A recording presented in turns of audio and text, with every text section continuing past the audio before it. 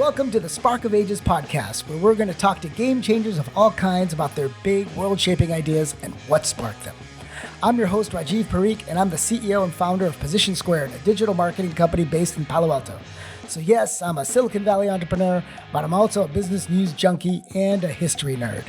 I'm fascinated by how big world-changing movements go from the spark of an idea to an innovation that reshapes our lives. In every episode, we're going to do a deep dive with our guest about what led them to their own eureka moments and how they're going about executing it, and perhaps most importantly, how do they get other people to believe in them so that their idea can also become a spark for the ages. This is the Spark of Ages podcast.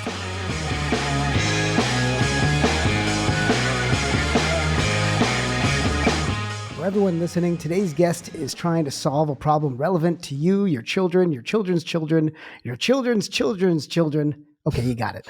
Climate change is an existential risk for all of us and our families, and our guest, Bret Kugelmass, has a solution.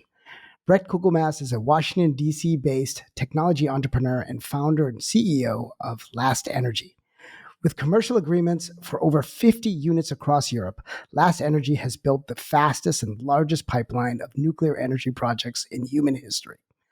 Last Energy is the commercial spinoff of the Energy Impact Center, a research institute founded by Bret in 2017 to identify effective and scalable climate solutions. In addition, Bret launched the Titans of Nuclear podcast in 2018, which has amassed over 4 million views on YouTube and continues to be a definitive source for conversations with leaders and experts in the nuclear space. Bret, welcome to the Spark of Ages. Yeah, thanks for having me. Appreciate it. Well, great to meet you. I met you originally as my close friend Tim Harris's wedding. He's a great innovator himself. And you and I were just sitting back and chatting about nuclear power. And I think this was before you even started all these things. You were still researching. And so it's really great to have you and great to see all the progress that you've made. So I'm going to be asking you questions about your business model, how you do business development, how your thoughts about, I think you interviewed like 1,500 experts across multiple aspects of nuclear power and clean energy. So really excited to have you here. Yeah, no, thanks. Happy to share. And of course, I'm a marketing guy, so I'm going to ask you about go-to-market as well. So let's jump right in. Okay, so let's start off with the basics for this audience. At a societal level, why do you think people need nuclear power versus other forms of energy? Well, I don't think we need nuclear power. I think we should become a high energy society, and it should be clean. But we could just go on burning as much methane as we can get our hands on and, deal with the consequences. I just think there's a better way. And I think we can get more abundance and decouple the environmental impact using nuclear. So that's the preferred solution from my perspective. It stands far and above all of the other alternates. Like nothing else even comes close. So that's a direction I've dedicated the rest of my life to fulfilling. Why do you say it's not a need? It's just interesting that you framed it that way. Well, like what's important to humanity, right? It's like the Earth will be fine even if we screw it up, right? So it's Right. like, you know what I'm saying? Yeah. Like the Earth has recovered from environmental, catastrophe, civilization ending catastrophes in under 3 million years. You get all of your diversity back. You get a full new lush landscape back. So the Earth doesn't need us. So this really is just all about human existence and optimizing for what, the environment that humans want to be in. This is all about us. And then, so if you're going to make trade-offs around true need, what comes first? I mean, plenty of people live in cities where they don't have access to the environment, access to nature. Like you don't need it. We want it. And it's a good thing to want. I'm pro a vibrant, diverse environment, but it's not a need. That's right. I mean, I think what you're talking about is where we're going as a society. We keep wanting more and more energy. I think at South by Southwest recently, you discussed that just in everyone talks about generative AI. Just in doing anything in generative AI, you're just consuming significant amounts of energy, right? In terms of what it's doing. And then as we prosper, we as a society or new societies build up a greater need for energy in general. So that keeps growing. At the same time, our planet is distressed, or at least our version of it, our life of it is distressed because of the Maybe climate impacts we're causing. So we need a maybe change. we think it's like distressing, but like, man, and this is a tough one, right? Because I started everything trying to fix, quote unquote, the climate problem. But like, the environment might be very healthy 2 or 3 degrees C higher. I think what we're trying to do is we're trying to avoid some sort of like catastrophic, positive, runaway, out of control situation. But we, like, what we've done so far actually might not be that stressing to the environment. We're being honest. It might be healthy for the environment, but not for us, basically, is what you're saying. No, I think the environment's probably better off a couple C degrees hotter. All right. You can recover more land, more like diversity of species. Like, yeah, some species, like a couple insects are gonna, like, species will die here and there, but a bunch of new ones will come up also. It's unclear if we've actually done anything negative so far. That's a new take. Yeah. But if we do want to get back to or slow that change, right? Because it's the significant change, the runaway effects that could cause a much more difficult life for all of us as humans, right? So many people live by the seas. If the seas rise, that becomes a significant issue of migration. So you're right. Like, we could open up new parts of Russia, new parts of Canada. We can all move up and migrate to other areas, but it will cause significant change, and that's what we're talking about, right? With the impact of climate change. Yeah, I want to avoid like rapid, distressing change that like hurts especially underprivileged populations. Like, that's my goal. But there's more than one way to skin a cat, and I just want to be like intellectually as honest as possible, because I hear so many people talk about climate and they're just like pandering to like their dinner club. Whatever they say is just what other people want to hear. And I'm trying to be intellectually honest. And I think, there's more than one way to skin a cat. We could have rising sea levels, but also protect populations in a way where we do not cause harm to those least able to defend themselves. Both can be true at the same time. Wow. So in my LA bubble, where I'm from, right? Like this is pretty revolutionary thought for me. Hearing that, okay, hey, look, this climate change it's less about what's happening and it's the rate at which it's happening. It's almost like the AI argument. It's like, it's less about, but the rate is really slow right now. The rate is really, really slow. Anyone who tells you otherwise is just being alarmist. Mm-hmm. Like, it's incredible. Okay. It's like unnoticeably slow. Like, sea level rise, unnoticeably slow. The hurricane stuff is totally disputed. Polar bear populations are increasing, not decreasing. So, like, yeah, I understand your LA dinner clubs like have a certain social like overlay to them, but they're just wrong. All right. So it's not the end of the world as we know it. Not yet. Not yet. It could get there. Like, I'm trying to avoid these positive runaway effects also. That's right. And obviously I'm dedicating my whole life to mitigating climate change, but also, just want to be honest about it. Yeah. So, I mean, maybe you can just talk about how you got into this, right? Like you did a lot of research, and then from that research, like you came out with the statement that with going to nuclear power, you could even remove nuclear power as you saw it. You could remove carbon from the atmosphere. You could actually power it, which is very expensive to do, right? To remove, you're talking about carbon at a level of 400 parts per billion and rising. Removing that from the atmosphere is high energy producing, versus taking it from smokestacks. So you saw this brilliant new future that you could drive with nuclear, and then you went in and did all this research. So maybe just talk a little bit about that. Yeah. So the original thesis was, I just sold my last company. This was, I guess, 2017-ish. Yeah. And I just wanted to tackle the biggest problem I could get my hands on. I just wanted to leave the largest impact. And so climate was that problem. And I said, okay, I'm going to go out and I'm going to solve climate change. Not be part of the solution. I'm going to solve the problem. And if you just, rederive it from first principles, it actually doesn't make sense to reduce carbon emissions. Because you have to go negative at some point anyway. Because we're already in a positive feedback loop. It's just like very, very slow. So we have to go negative at some point. The existing legacy emissions that are already in the air are just going to keep adding heat every year after year, even if we added no new ones. So you got to go net negative. Now, if you're starting off with that assumption, it totally changes the landscape of solutions that you can employ, because renewables can never go net negative because there is a carbon cost to implementing renewables, and they're extremely low on the amount of energy that they can be used to reduce carbon or to pull carbon from the air on it. So it's like you're going backwards.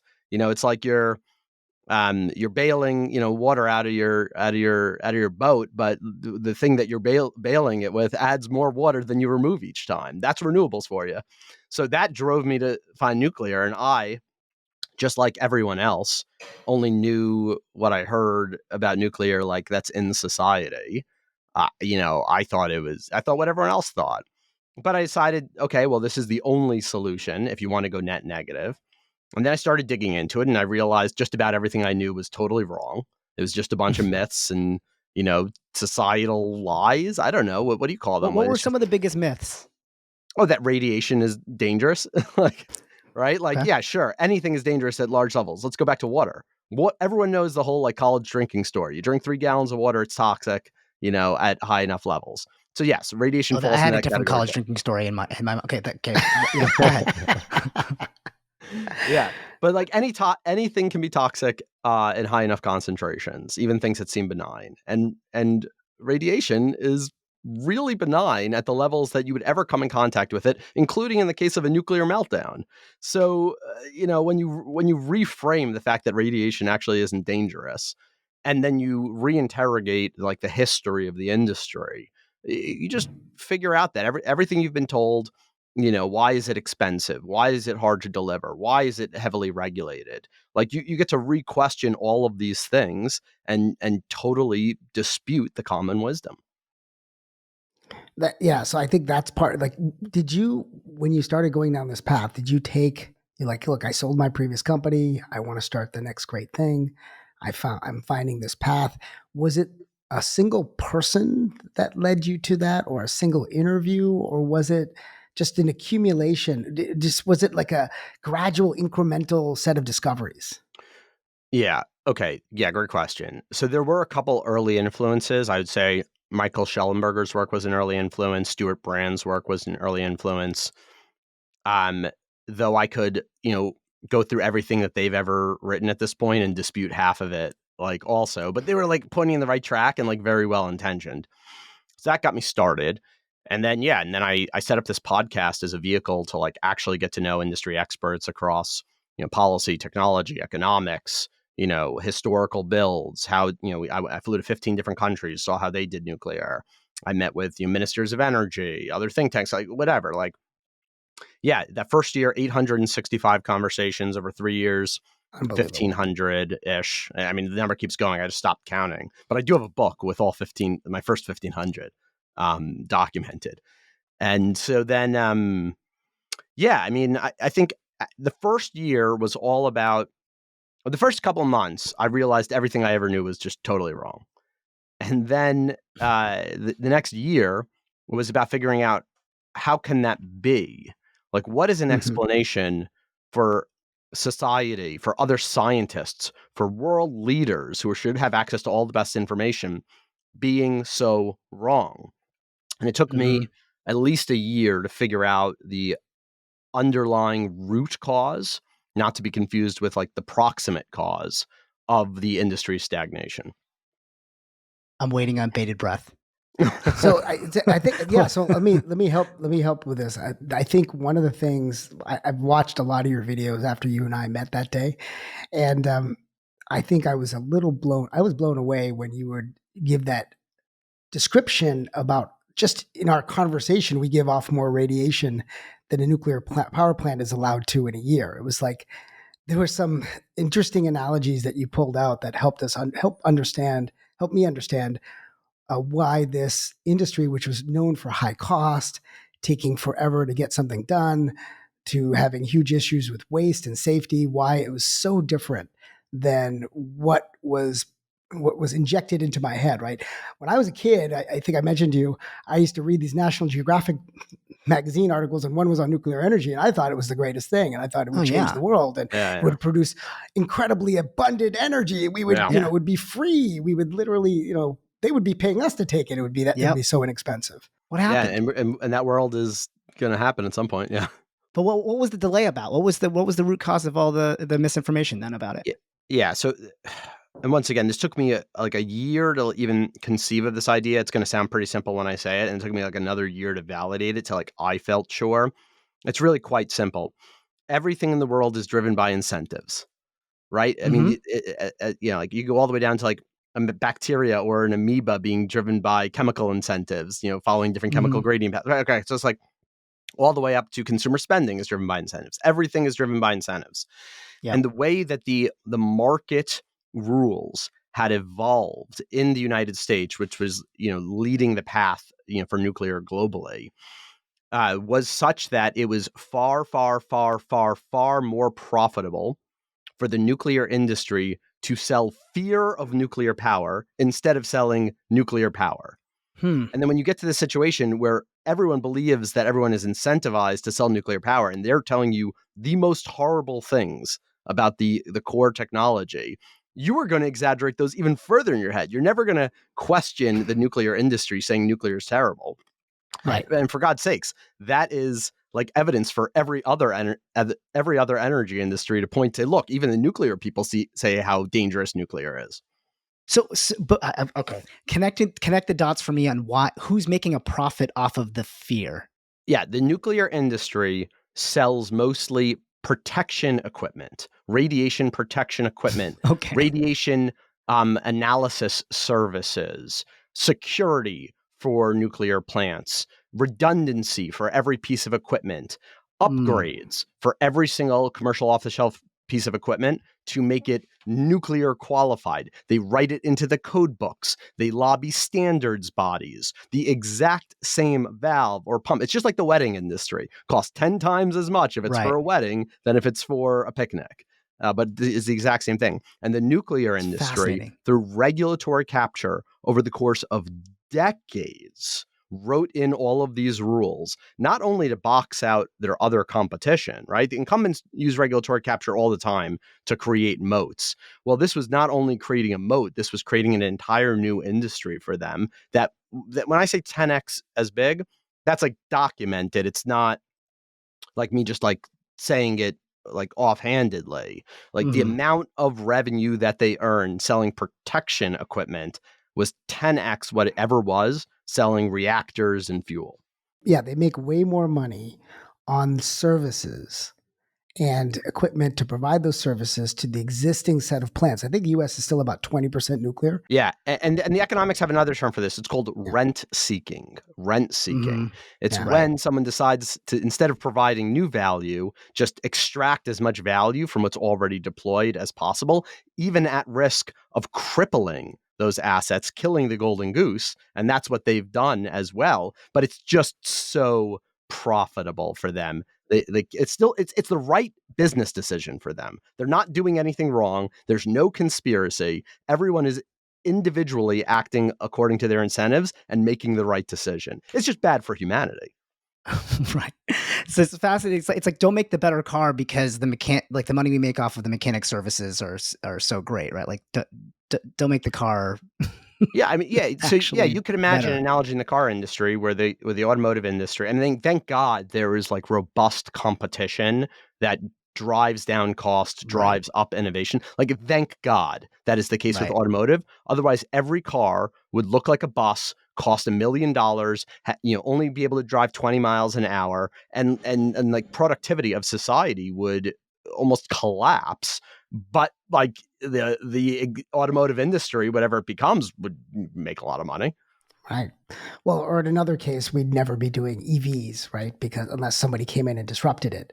And so, right, the automakers, it's more profitable to keep in the previous situation where you make gasoline automobiles because you have a whole infrastructure around it and you have a whole supply chain around it. You have servicers around it. It doesn't make sense to blow it up because right now it's going to be less profitable than it was before, even if you serve your customers better. And like, yeah, and you can even see, like, even the airplane industry might even be a better analogy. We see it kind of like a halfway towards industry collapse. All the planes look the same as they have for the last, 60 or 70 years. Right. There's so many rules and regulations, like, layered on top that they can't even build their own planes right. They're falling out of the sky, and there isn't healthy competition. So when like a culture just becomes so like sick, like Boeing's, safety culture, like there is no competition to just kick them out and take over their market position. Right. Because Go punch how them in could the you gut. start a passenger airline company today with all the rules? Yeah, good luck with that. Yeah. I think that you're right. It's huge. It's regulated. It's expensive. There are new innovations, and they're going to have to come in with a little bit of regulatory help. So when you came in and said, I see this industry. It's huge. It's complex.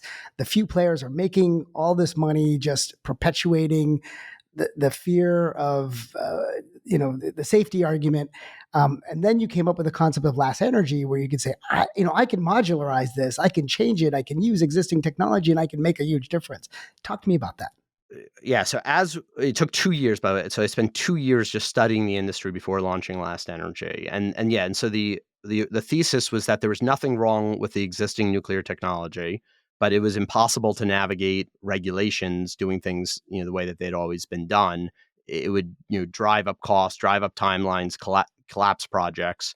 The U.S. regulations don't even half of them don't even make sense. Just because you have a lot of regulations doesn't mean your thing is safer. Okay. Right. I think we can all understand that. And so you've got like 10,000 rules you have to follow in the US nuclear code, including like how many push-ups the security guards have to do per week. That's not a joke. It specifies what the BPM of their heart rate during exercise for a certain number of minutes per week needs to be. Not a joke. Are they my gymnastics coach from when I was 15? Like, what is going on? Yeah. And now think of all the overhead that a company needs to implement that, document that, qualify that, send it to, send the proof to the regulator, have a regular come and verify and check it out. Okay, so all of that adds cost, but like, does that even solve the problem? Like, what's the problem to solve? It's like, hey, have a good security team. Like, other industries, that's just what the regulation is like. Yeah, be secure. We're not going to tell you how many push-ups your security guards have to do. Anyway, hit the standard. It's not the way to get there, and this happens a lot in regulation. So this is big CrossFit. You saw that madness and said, "There's got to be a better way." Yeah, I said there's got to be a better way. So we went regulatory shopping. So I went. I'd already gone abroad, to study different regulators and how they behave and perform and enable and encourage innovation. And I found there were two distinct models within the nuclear industry. One model was prescriptive. That's like we tell you exactly how to do it, and then you have to file for an exception if you have a reason. But they love to argue because that's another means to extract fees for the industry, and we can get into that more later. So you can do endless arguments on exceptions from a prescriptive basis, or you can do something that's called a performance basis. The regulator sets a goal, and then you show them how you get to that goal. And so we chose regulators in Europe that have high energy prices. That's one reason we went to Europe. But also the regulators set performance goals, and then we show them the simplest possible way that we can meet those performance goals, assuming the most conservative margins. So basically, we shrunk our reactor down so we could down to 20 megawatts from usually 1,000. So we could bury it underground. So we can show them like on one single page the calculations that like nothing can get in or out of this thing, no radioactive material, like throw anything that you want at it, the maximum credible accident scenario, the worst hurricane at the same time as the worst, tsunami, at the worst earthquake, throw them all at the exact same time. Simple model to show how it performs and how it behaves in those circumstances. And that's our like regulatory hack to get through the process with our minimum viable product. It's like get to market, build a bunch of these, ramp up our manufacturing process, reduce cost over time, act like, an automotive company from a manufacturing perspective. That's pretty cool. So you said, I'm going to take existing technologies, right? I think light water reactors is your path. It's a well-known technology. It's been around since the beginning. It's not a graphite reactor like Chernobyl. It's actually known. It's safe, right? I think you talked about at one point when it melts down, it's actually not a bad thing. Well, yeah, I mean, like Fukushima, you had 3 gigawatt scale reactors melt down. Every single safety system failed, including the roof, and not a single injury was caused. So it's like, I actually struggle to call nuclear safe because it was never hazardous to begin with. And I'm talking about, light water reactors. I'm not talking about Chernobyl, which is like a whole different category of things. That wasn't even a power plant. That was a weapons factory that is like relabeled as a power plant in modern era. So it's like, that's but it was comparing still a apples to nuclear oranges. meltdown, right? What's that? Like Chernobyl was still a nuclear was not disaster, a meltdown. no? Was not a It was meltdown. not. No, it was a an supercritical explosion. explosion. Right. It was a Oh, nuclear I explosion. remember It was watching like the a HBO little show. bomb because it was designed in a way to make bombs. Like that's what graphite reactors were designed for. By the way, we had a bunch of graphite reactors in the US for our weapons program that were the exact same technology as the ones in Russia for their weapons program. So Fukushima is more the analog. And there's 3 Mile Island, there's Fukushima, and you found that was the part I found interesting. When you actually melt down, you're actually halting the process, and it's actually a design part of the design. All things can fail, yet it's still no one died off of this. Yeah. Right? So I mean, my claim is that you don't need a single safety system to make a light water reactor non-hazardous. Like none. And Fukushima empirically demonstrated that. I don't need to argue it. It happened in 2011. Right. What we're doing is we're layering on all these extra safety systems to be able to navigate through regulators in a cost and time effective manner. And you're doing it in a really cool way, right? You're taking a whole bunch of things that have already been proven and you're putting it together. You're making it modular. You literally drop a building down with all the equipment there as part of powering. It could be a factory, it could be a fertilizer, it could be a plant, it could be powering a small city. Yep. And so that's one of our business model innovations. So we have our go-to-market innovation. So we have our technology innovations. Those are all of the work, the systems engineering work that we've done to shrink down a nuclear power plant. Then we have our safety innovations. This is everything that we've designed and built to bury this thing cost effectively. And that's part of our licensing innovations. So we're innovative on all those 3 fronts without taking on any material science risk, without taking on any chemistry risk, without taking on any physics risk, without taking on any fuel risk, without taking on any supply chain risk. We've already demonstrated how innovative we are there. Then we're also innovative on the business model. That's right. It's where really we sell cool. direct to large energy consumers. And yes, we buy a plot of land next to a factory or a data center. Data centers are our biggest growth market right now. We buy a plot of land next to them. We own it. We drop our pre-built equipment in place. We literally plug like what is like an extension cord into the factory substation. Literally just dig a hole, lay down a cable, plug it into their substation, and then we become their utility so they can get off the grid if they want, or for a majority of their power, get off the grid. And then we fix their price for the next 20 years. So they know exactly what they're going to pay, so they can make capital investments, so they can grow their operation, and we just become their utility. That's right. So it's a really cool go-to-market model. You're not buying the plant that you're going to operate as a utility. Your utility has to operate. You're basically buying the power. Exactly. And by selling power instead of selling power plants, we've been able to line up over $30 billion in bookings already without our first product even coming online. Wow. And did they come to you or did you go chase them? No, we chased them. As you know, I'm a growth marketer, go-to-market person. So I care about how'd you sell this? Yeah, well, this is like very much like classic enterprise account-based sales. Like we just have a sophisticated sales team and we just hunt we hunt large deals that are complex deals to get across the finish line, require a lot of stakeholders, and we just send them out into country. And we usually hire people in country as well to help bring the linguistic and the cultural and the business aspects as well. And then we pair, them up and we go sell electricity. What was some of the challenges around, like trying to allay all these fears? Or like, what were your biggest challenges in trying to convince we didn't even these folks? bother. Yeah, for like startup, best go after the lowest hanging fruit, right? So we did a survey of about 30 different markets, and we spent almost a year collecting data on about 30 different markets that we could potentially would be our first ones. And we narrowed them down along about 100 different qualifying criteria that we had to answer internally. And we developed a very comprehensive rubric. And one of those sets of criteria was the social acceptance. And we just dismissed any countries where the population was against nuclear because, like, why pick bother? that extra fight Why if we fight have that? to? Yeah. Yeah. I think you found in Eastern Europe, right? There were Eastern Europe, especially, it might have been accelerated by the recent, the invasion of Russia of Ukraine, helped you actually had those people contact you, right? Oh yeah, that was pretty lucky timing. Yeah, that was pretty lucky timing. So like we were in the right place, right time for that one. We had already kind of outlined our pitch, and then all of a sudden, and like we've been doing a lot of groundwork in these countries, and all of a sudden the war breaks out, and I've got like ministers of energy like calling me to figure out how that we can bring our technology to their country to essentially set up, a more secure grid infrastructure that doesn't rely on oil from Russia, essentially. So are your buyers the governments or the companies in those countries? They're companies in those countries, but the government, like when the Minister of Energy walks you into a sales meeting, it's not bad. It's a little helpful. That's a good intro. Yeah. Wow. It's a warm lead.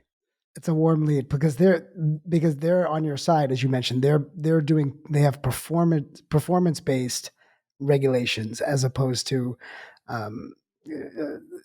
the other form, which is like telling you exactly what to do and how to get there, as opposed to just performance versus prescriptive. Yeah. Prescriptive. So we narrowed down to 4 countries that were performance instead of prescriptive, had high energy prices, had high social acceptance for nuclear. And those became, and then, like I said, like 100 other criteria that we graded against. And then those became our early go-to-markets. We spent a year picking our first 4 markets. This is amazing. And and are they buying because of the consistency of nuclear and the ability to get baseload power, or is it cost related? I know one of the things you were pushing towards was cost, at least in some of the research I was looking at, with that was saying that even small modular nuclear is higher in cost than wind and utility solar. Is it because your approach is actually taking that cost lower, or they're making other trade-offs? Yeah. So let me walk through the framework for how we determine and ascribe value to a specific customer. I'll walk through that comprehensively. Sure. But to answer your question more specifically, no, we don't ever try to compete on cost. As a matter of fact, we do the opposite. We say we're selling a Lamborghini, you go buy a Honda Civic from someone else, and then we go after the customers that are least price sensitive and most desperate so we can command premium purchasing power and increase our profitability on our initial rollout of units. Remember, we're selling electricity, so we try to reduce the cost to produce that electricity, but at the same time, we sell it for the absolute highest price humanly possible. And we just go to those customers first that are desperate enough to pay those high prices. So you're taking that cost curve down. They have another need, which is consistency and reliability. And then you're taking the cost curve down. And as you take the cost curve down, then it becomes And we open up new markets. Yeah. So we'll saturate. So yeah, we follow the Tesla model. So we're going to saturate the market with those who are capable and willing to buy roadsters first. Then that's going to build out the infrastructure such that we can do higher volume production, which reduces the cost, which allows us to maintain profit margin while accessing larger, more price-sensitive customers for the Model S, let's say, all the way to the Model 3. Right. So we follow that exact same playbook. Right. Much better way than doing it the GM way originally, which was trying to build this, ugly, underbuilt, underutilizable vehicle. Start from the high end first and work your way down. So what we're going to do is we're going to jump to your background and what got you here. You've been in startup land for quite some time. You've started your own company. You've been in the energy world even prior to that, right? You worked at NanoSolar, right, as an engineer, right? You have your mechanical engineering degree from Stanford. Going through your life, was there something that drove you to say, hey, I'm going to be an entrepreneur someday? There's something in me that makes me want to change the world in a different way than working for someone? If I'm being honest, I think it's just like a disagreeable personality. That you have one? Yeah. Or that? Yeah. Yeah, I'd rather You're the work, contrarian in the room. Yeah, I'd rather work twice as hard and like not have to listen to other people, then what most people decide is like, I'll just get a job somewhere and do what other people tell me to do and be nice. Was it always that way, Bret? Was this something that you grew up with? Like, were you the disagreeable contrarian when you were growing up, the one that was causing trouble at high school, or and saying, you're always like taking a different point of view of history or taking a different point of view of technology? Was that you? Yes. Yes, you were that person. And did you get that from your parents, from friends you're around, or things that you read? Was anything drove you to be like that? I don't know. I grew up on Long Island. Like people are made a little differently out there. Like people like don't take things so personally. Like the culture has just gotten so soft, and like people are just so easily insulted. Where it's like where I grew up, like insulting someone is affection. Like, so I don't know. Maybe I mean, we're from New England. Boston. All right. So like, I think we can, we can throw some insults around, for sure. So you're like, okay, listen, I can sort of throw bows whenever I need. So I should just do my own thing and start up my own thing. Like, was technology always a passion of yours? Like, yes. Like, yeah. Well, was there something early on that inspired you? Like, oh man, I want to be able to, invent something that changes the world like this, like the computer, or like what was sort of like an early innovation that really? I was really into robotics in high school. So I started my high school's first robotics team, 1546 Chaos Inc. Nice. And that was, very foundational to, my technical interest and prowess. So you started playing, you went into robotics. It wasn't was it the hot thing, or was it the geeky thing to do in Long Island? It was the geeky thing to do. So you went to the geeky thing to do in Long Island. You weren't playing all these sports and things. Maybe you were, but you weren't necessarily. Well, actually, that's interesting because I hadn't talked about this or thought about this before. But I tore my ACL. I was playing soccer. And I tore my ACL freshman year, so that definitely freed me up to. But I was always a nerd, so. There you go. So you got into it, you started playing with it, and you're like, hey, I can do things that people, maybe that's where you first found that you can do things that weren't expected. You had more room to play. Maybe. Yeah. I don't know. It's hard to psychoanalyze yourself, but. Yeah. Did you eventually convince like the head cheerleaders and the cool kids that robotics was cool? Did you win them over, Bret? I don't know. You guys know high school. It's like, it's a losing battle. Well, I think you got him now. I think you got your way forward. Well, let's jump into the game. Thanks for taking us through what you're up to. But now we're going to drop you into enough fun and games. Let's get into the real stuff. Let's get serious. We're dropping you into the Spark Tank. This week we're going to play 2 facts and a fiction around failed clean energy initiatives. Okay. Okay. So truly test your knowledge. Truly test your knowledge here. Usually you get to go in all prepared. We're going to throw you off your game. Okay. Yeah, exactly. Let's see what happens. Truthfully, Bret, like my brother doesn't know these. Rajiv doesn't know these either. So I'm hoping I'm going to get his answers as well. Hoping you do them dirty and take them down. In fact, I got a lot of money riding on this. Okay. So no pressure, but my kid's future depends on it. I'm gonna read you both 3 statements about some wild swings that we took as humans in the pursuit of clean energy, and you have to guess which one is the lie. All right, so I got 3 rounds at the ready. We'll have a tiebreaker if we need it. So let's find out who's got the spark and who sputters out like a gas stove after those annoying California mandated earthquake valves are tripped by your 4-year-old hitting it with a basketball. Be specific. Okay. Okay. Anyway, here we go. Round 1. Tell me which one is the fiction. Number 1, the Aurora project was a secret initiative by the U.S. government in the 1960s aiming to create a nuclear-powered aircraft that could fly indefinitely without landing, using nuclear energy to heat the air for propulsion. Okay, that's number 1. Number 2, the Ford Nucleon was a concept car designed by the Ford Motor Company in 1958 that was powered by a small nuclear reactor in the rear of the vehicle. The idea was based on the anticipation of a future where nuclear energy would be more portable and accessible. However, it never went beyond the model stage. Number 3, Project Pluto was a United States government program to develop nuclear-powered ramjet engines for use in cruise missiles. Okay, they had a successful test in the Tory 2A nuclear ramjet engine. However, it was abandoned due to the development of the ICBM, the Intercontinental Ballistic Missile. Okay, so how do we guess without influencing each other? Is there like a 1, 2, 3, and then we say the thing? Oh, I love that. I love that idea. 1, 2, 3. In my head, I've already chosen. I've already chosen 2. All right, You've honor already chosen. system. Honor system. Let's go. Honor Brett system. first. Okay, I say the first one was the lie. Yeah, I actually said the same thing. I said 2 and 3 are true. Okay, I'm going to believe you guys. That is correct. The Aurora project, there is no flying indefinitely without landing for super surveillance, correct. But the Ford Nucleon, real deal, and Project Pluto, real deal. Yeah, all right, great. so you guys are tied. I'm going to force you to pick if you guys keep tying, the last round, I'm going to force you to pick opposite ones. All right. And we'll let Brett go first because he's the guest.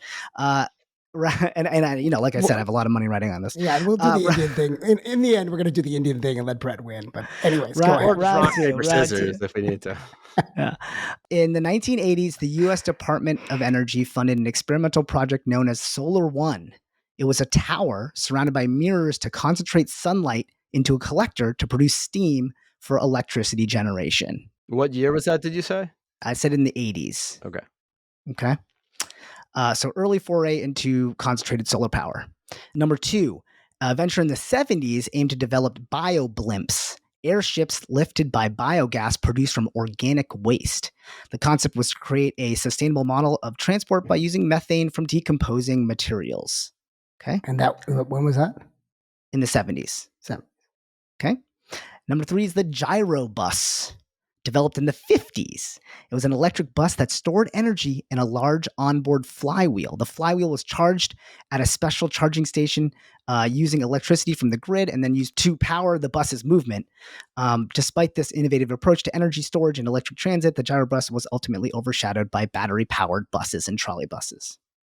Okay, I've got mine. You've got yours? I think I'll just say mine. I think 1 and 2 are true, and third one's false. Okay, we're differentiated here. Great. So awesome. I think the Bio-Blimp is the false one. I was leaning just because I can't imagine methane. Like, why would someone choose methane over hydrogen? So I don't know. You think right. That is correct, Brett. We're not using farts to power Bio-Blimps. By the way, there's like a comeback in airships now. It is. You know about this? Yeah. Back. And I think they should use hydrogen.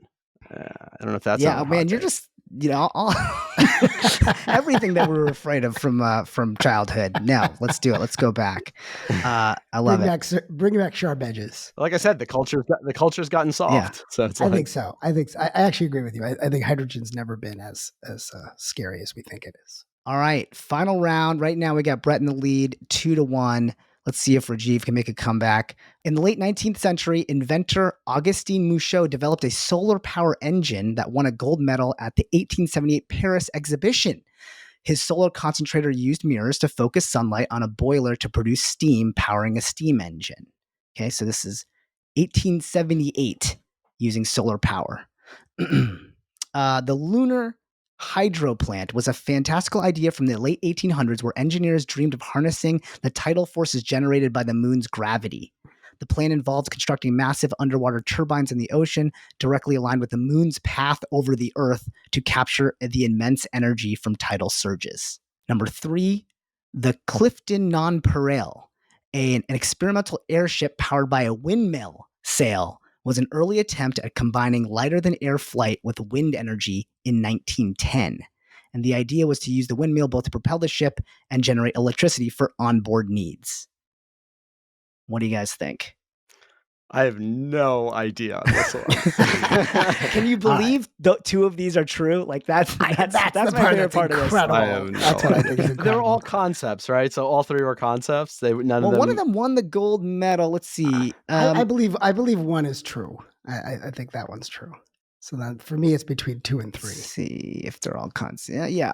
I'll say that the moon title one is false because maybe they didn't know enough about titles stuff back then. I don't know. That's what I'll go with. Just to see if I could beat Brett, I'm gonna say 3 is false. Why? Otherwise, you would have gone with the lunar thing. I mean, just to I see think- if I you can think- tie I think me. the lunar- There's no I think you have no chance of beating me at this point. I You can can't maybe beat you, tie so I me. might as well. I'm going to go for the tie, right? So Well, guess either what? I'm gonna, You doubly lost. tie or You lose. doubly lost because Bret took it down. There is no lunar hydro plant, Yeah, I but there thought that was nuts. Yeah. So, Rajiv, this why game don't you was fun. hop on your windmill sail and get the hell out of here. You lost. I just thought, yeah, windmill sail was the closest thing to a perpetual motion machine, which I'm all for. All right. Well, thank you for jumping into the spark tank. That was And, amazing. yeah. 2 men enter, Bret Kugelmass leave. All right. Well, I just want to say, actually, I have one more question, Bret, if you have time. Do you have time? Yeah. This has been too One much more fun. question. Yeah. Okay. You've been a multiple time entrepreneur. You've been you were a troublemaker growing up, changing the rules, being the nerd that you were. Who is a historical event or a person or movement that inspires you? I mean, listen, I think in the modern era, the answer is Elon. I don't think anyone else even comes close. But if that's not historical enough, I would go back to, let's say, Eisenhower because of the relationship to both nuclear and, him like getting it right with the military industrial complex and just kind of being a military guy who wanted to not see as much war. Like, hard to beat that. So I'll go with Eisenhower maybe then. All right. So Eisenhower, less because of his presidency, but more because of what he did up to the presidency. No, I think, or actually as a president, he talked about the military industrial complex. He talked about wanting to reduce. And getting nuclear, on the right path for peaceful uses and everything. Yeah, he's a real gem. So you're talking about building a whole new future for the world. You really want to take on the potential impacts of climate and make the world a better place. So paint us a world of what will occur if Last Energy and similar solutions like Last Energy are able to gain mass acceptance throughout the world. Let's start off with, I say that we're going to 10x global energy production, and it's going to be entirely with nuclear. That's the gauntlet that I'm throwing down. But even 10xing, like that is the bare minimum of what we should be considering as a future civilization. 10xing just brings all of the poorest people up to the, our standard of living and, cleans up the air and a few things like that. Like that should be the bare minimum that anyone accepts. And yet you say that, and in virtually any crowd you go to, that's a crazy claim to 10x global energy consumption. But once again, I think you are like morally reprehensible if you feel any less. Okay. Like that is leaving most of the world in poverty, in sickness, breathing garbage. So it's like, okay, so 10x is the minimum bar. Let's now talk about 100xing, like what we can do. Well, I mean, it's hard to imagine, right? It's hard to imagine, things that will emerge from future technologies, across like all domains, biotechnology, obviously artificial intelligence, people are not going to stop talking about that for the next, few years, and rightfully so. So it's like, there's just so much, but like when you think about just moving physical goods, when you think about moving people, when you think about like, what can an airplane do with today's technology in terms of getting us across the world? If you were willing to be as energy inefficient as you wanted, I could get to Japan pretty quick, right? I could get anywhere pretty quick. I could get goods, I could get services, I could get medicines, I could get whatever I need from any point A to any point B, right? And that is still like the least imaginative thing that I could share. But once again, it's like we should all look forward to that world where we can be anywhere, we can build anything, we can reshape the world around us to meet our needs and create a healthy ecosystem, not just for humans, but for the environment as well. And so I think we need to set our targets higher. We need to be more ambitious. Like I can demonstrate a path towards 100xing global energy consumption using today's nuclear technology. No like advanced nuclear, just today's manufactured at increasing orders of magnitude. And I can plot that cost reduction for you. So I think it's well within our grasp. It doesn't even have to be me to do it. I'll pave the path if no one else will, but that's where I hope we all get. Wow, Bret, that's a fantastic concept and vision. I think it's just amazing for you to lay out that way of looking at the world and then doing your research, building the kind of company that can get you there. And I really hope you succeed. I'm so excited. I'm so excited to have you here today after meeting you a few years ago. And so I think that's a future we can all get excited about. So I really appreciate you having you here and having great disruptors like you come and join us. So thank you so much and playing our games. Thank you for playing our games. Thank you for having me and great to see you again as well. I'm so glad you reached out. Yeah, thanks, Brett. I'm going to do some push-ups, try to get a job at security plant.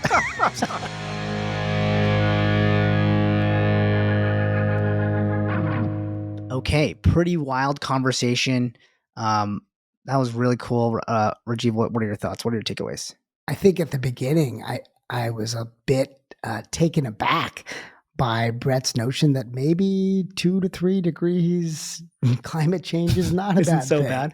Sounds warmer. I always argue with my wife about the thermostat. Yeah. And wanting it to keep it warmer. So maybe that's what we should be doing. I mean, I was kind of hoping we would work our way a little bit back to the way we were so I could have better skiing in Tahoe and ensure that the seas don't rise and we don't lose all our cities. But I think what's interesting about Bret, both of those, skiing and not losing the cities. Those go hand in hand for sure. Left hand, right hand. I think they're really important.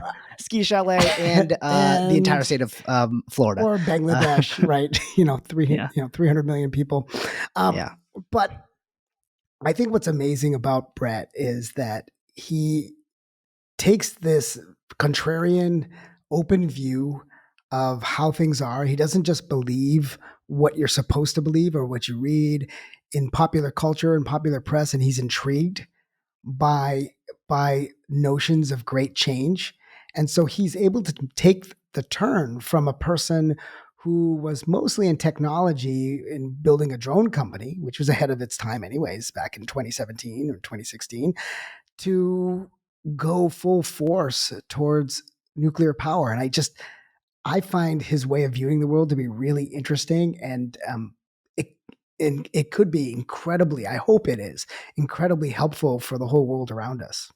I agree that this was it was cool to have someone that was kind of, chest beatingly world changing on, that's sort of the, if his company does work out, it would truly change, everyday life for every person on this planet. It was pretty exciting to hear that vision. I am, I guess, maybe still my LA Diners Club. I don't really have an LA Diners Club. I don't know what that is, but there's still some skepticism around some of the. You just hang out with too many entertainment people, so I guess so.